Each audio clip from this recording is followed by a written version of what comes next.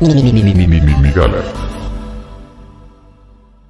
La gran pregunta es, ¿cuál es el modelo de desarrollo latinoamericano al que podemos aspirar? O sea, si hemos llegado a la conclusión que nosotros no nos ni siquiera alcanza el mundo para que Latinoamérica viva como los gringos. Bien, tenemos ¿no? que No ser nos alcanza para privilegiado vivir como europeos. Ser privilegiado es pasar sobre alguien más.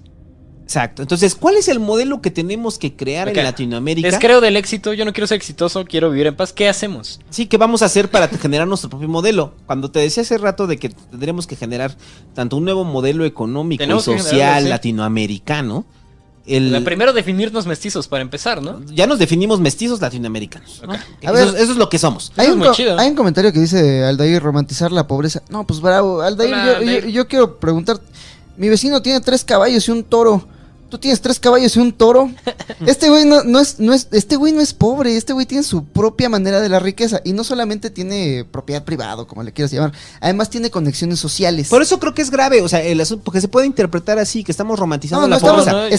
No se romantiza la pobreza. No estamos romantizando la pobreza, estamos entendiendo otras maneras de hacer economía y otras maneras de ser humano. Sí, porque si entonces romantizar la pobreza, nos podemos caer en el presidente decir, pues es que éramos mejor que como hace jugo de piña, vive en una casa de choza y por eso, no nada más.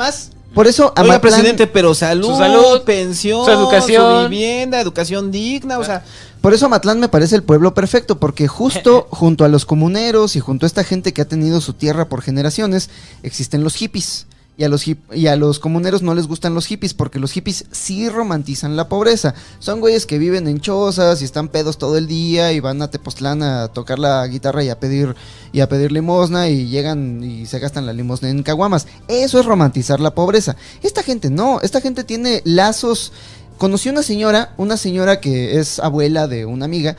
Ella tiene su propia red de compadrazgos que la hace básicamente la lideresa de su propia jerarquía social, en la que de acuerdo al el favor que le hice a la comadre y esta otra comadre le hizo otro favor, ella es como la jefa de una mafia sin violencia básicamente.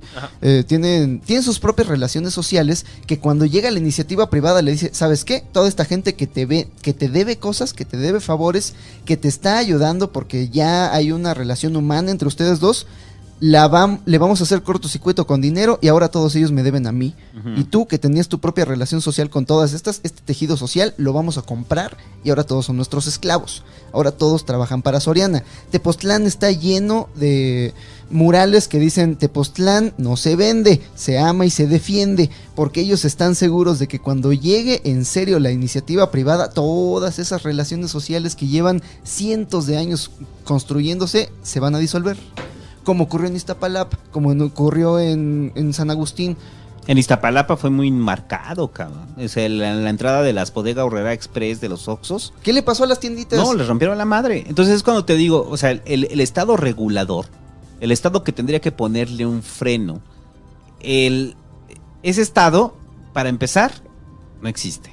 O sea, eso hay que dejarlo claro. Existe en los europeos con el Estado de Bienestar. Eso sí, ahí sí existe. Logran controlar el capitalismo.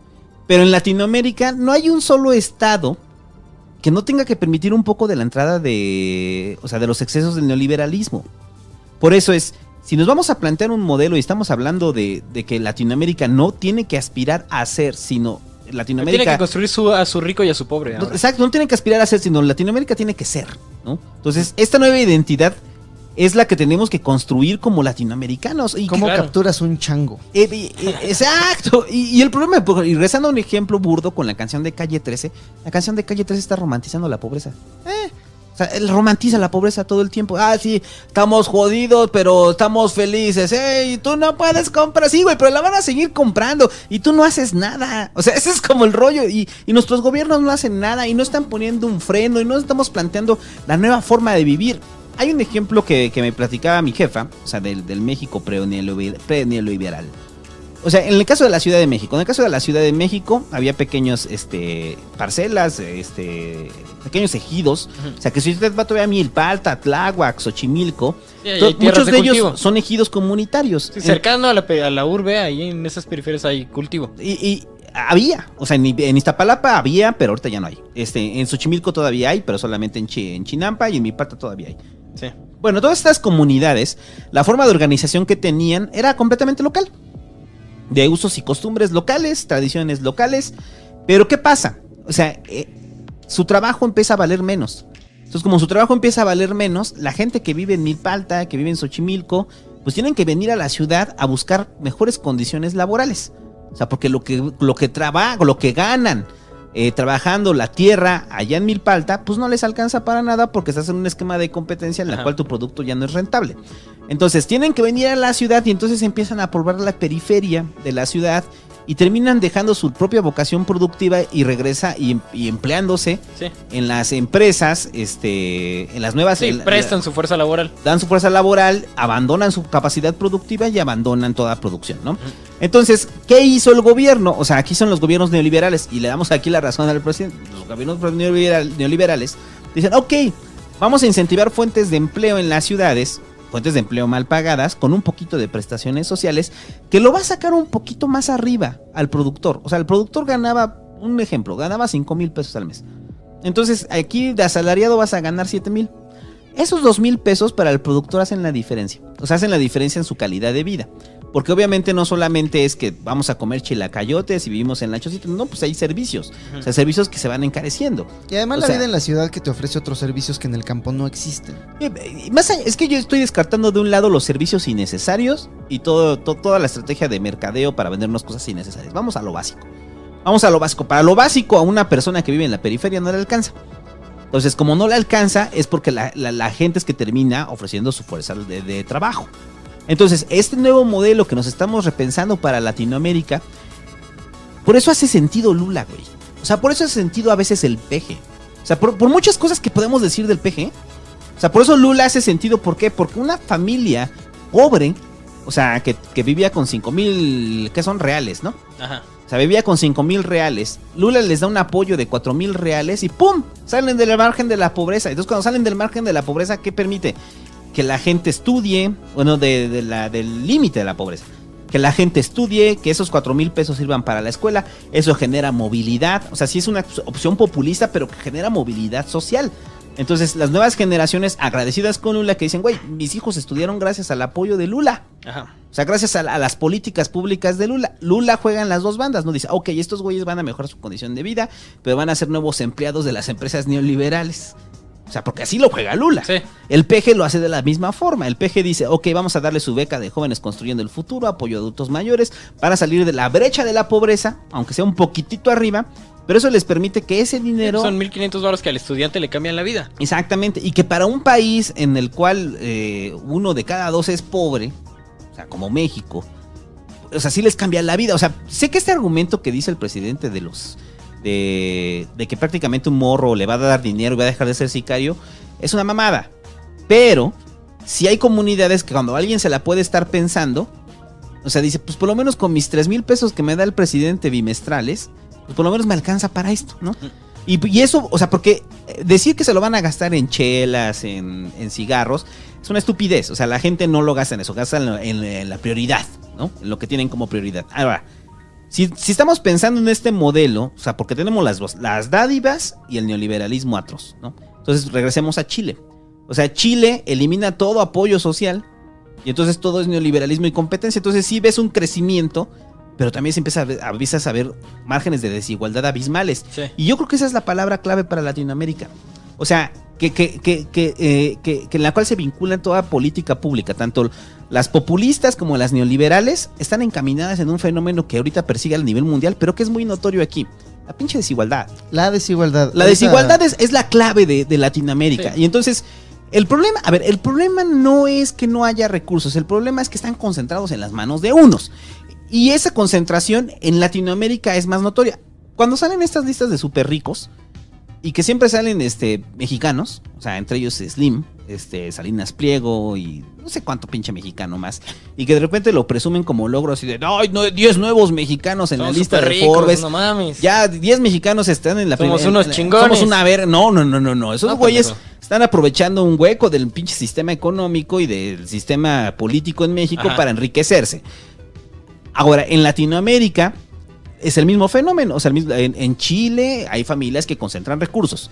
Que A nivel global, uno de los mitos del neoliberalismo y de la economía libre y demás es que genera innovación. No es cierto. Nosotros ya teníamos internet antes de que fuera cooptado por las grandes corporaciones. Nosotros ya teníamos comunicación global. Lo que hicieron las grandes corporaciones en cuanto consolidaron su poder, el Facebook, Twitter, YouTube incluso, lo que hicieron es decir, ahora toda esta comunicación que está ocurriendo nos pertenece a nosotros. Todos estos espacios en los que ustedes, pequeños blogs, pequeñas páginas, están vendiendo publicidad para otros servicios, los vamos a tener nosotros. Facebook, ¿se acuerdan de cuando hizo el cambio a video? Facebook le dijo a todos a todas las compañías que publicaban independientemente, nosotros vamos a cambiar nuestros esquemas de distribución al video. Entonces ustedes dejen de escribir cosas, dejen de hacer contenidos en texto, hagan contenidos en video y nosotros le vamos a dar prioridad y van a ganar mucho dinero. Todas las compañías, hasta el pinche diablo para el que yo trabajaba, ahí van de pendejos, corrieron a todos sus escritores, contrataron un chingo de editores de video y Facebook les empezó a maquillar las cifras, les decía, no, sí tienes 20 millones de reproducciones y demás, pero eran cifras falsas, y al final proyectos como Funny or Die, proyectos como College Humor, un montón de proyectos independientes, sí, Crack, todo se fue a la verga. Todos ellos se fueron a la verga y ahora estamos luchando un chingo por la neutralidad de la red, pero ¿quién de ustedes que nos están escuchando se ha metido en los últimos días a un sitio que no sea Twitter, YouTube o Facebook o Reddit? Instagram. O Instagram. Un pinche sitio que no le pertenece. Sí, la centralización es un pedo. Ahora aterriza eso en el modelo latinoamericano. Ahora eso a la producción. Pasa Ahora, exactamente lo mismo. Sí, o sea, ok, queremos generar competencia, sí, güey, pero la mayoría de nosotros consumimos, o sea, consumimos Coca, güey, en lugar de tomar Pascual o tomar Lulucola. O hacerte tu puta agua, cabrón. Porque no hay una propia... Sí, o hacerte tu agua. No hay una propia conciencia de clase. Pero, a ver, yo creo que ahí es culpar al ciudadano. Y yo creo que el ciudadano en sí mismo tal vez no tenga la culpa de esto. O sea... Más o menos. O sea, el ciudadano yo no creo que tenga la culpa de esto porque los modelos económicos lo han forjado así. O sea, y no ha habido alternativas para que el ciudadano se dé cuenta que no hay crisis, además. O sea, estás en un statu quo donde no tienes por qué dejar de hacerlo. Y es como preguntarle a muchos, o sea, de los que nos están escuchando ahorita. O sea, a ver... Si partimos de que el ciudadano probablemente no tenga la culpa, usted, previo a este podcast, había pensado cuál sería el modelo latinoamericano a seguir? O sea, ¿cuál sería nuestro modelo? Claro. ¿Alguien lo tiene claro? ¿O lo había pensado? O sea, hay una cosa que sí, que tenemos que apuntar y que tenemos bien clara. El modelo neoliberal no funciona y que tenemos que crear un modelo. Hablando... O sea, y no es como que, bueno, ya me voy a poner a pensar en mi modelo económico. No, y tampoco significa cerrar las puertas al modelo neoliberal. O sea, ¿cómo hacemos un neoliberalismo en el cual le pongamos un freno y aparte de un freno tomemos lo mejor de la América Latina para que lo mejor de América Latina... Es eso, o sea, para construir riqueza tenemos que construir nuestro rico. Porque si no, del otro tenemos como del otro lado y del otro lado es Venezuela y del otro lado es Maduro y del otro lado es Cuba. O sea... Es ese Latinoamérica populista. Pero también con sus excesos partidistas, o sea, con sus excesos también. Ese es el asunto, que es un partidismo terrible. Pero que no resuelven nada. No es el pueblo que no resuelven nada. Son unos güeyes que tomaron el poder y que actúan de la manera más canalla, en nombre del ideal que tú quieras. Ajá. O sea, están prostituyendo cualquier ideología con tal de permanecer en el poder. ¿Y qué fue lo que a ver, también hay que dejar claro qué fue lo que pasó con Chávez? O sea, Chávez en el momento que tiene esta política en la cual empieza a dispensar dinero. Expropiado. Y que empieza a expropiar todo. Y empieza a crear empresas paraestatales, como el caso que fue López Portillo. Y que confía todo en la producción de crudo. Y de repente se cae el crudo. Pues el país colapsa. ¿A qué ejemplo le suena, muchachos? ¿Qué país que está ahí por América, un poquito arriba de Centroamérica? Casi al norte. Que depende de la producción del crudo. Y que apuesta todo a la producción del crudo y de repente se caen los precios internacionales. Casi del todo, crudo, hay ¿no? más cosas. O sea, no es como. No, o sea, yo sé que no depende de todo, pero no. En el caso de México, un alto porcentaje de nuestro PIB depende del crudo. Venezuela sí se fue al culo. No, pues es que era un país petrolero. No es la misma centralización ahí terrible de, por ejemplo, Cuba, concentrando todos sus recursos en la Unión Soviética, cae el bloque y suscitan la crisis del periodo especial. Y ahí sí, cabrón, a ver, cómete tu camisa, güey, porque está hecha de fibras textiles y es lo único que tienes para comer.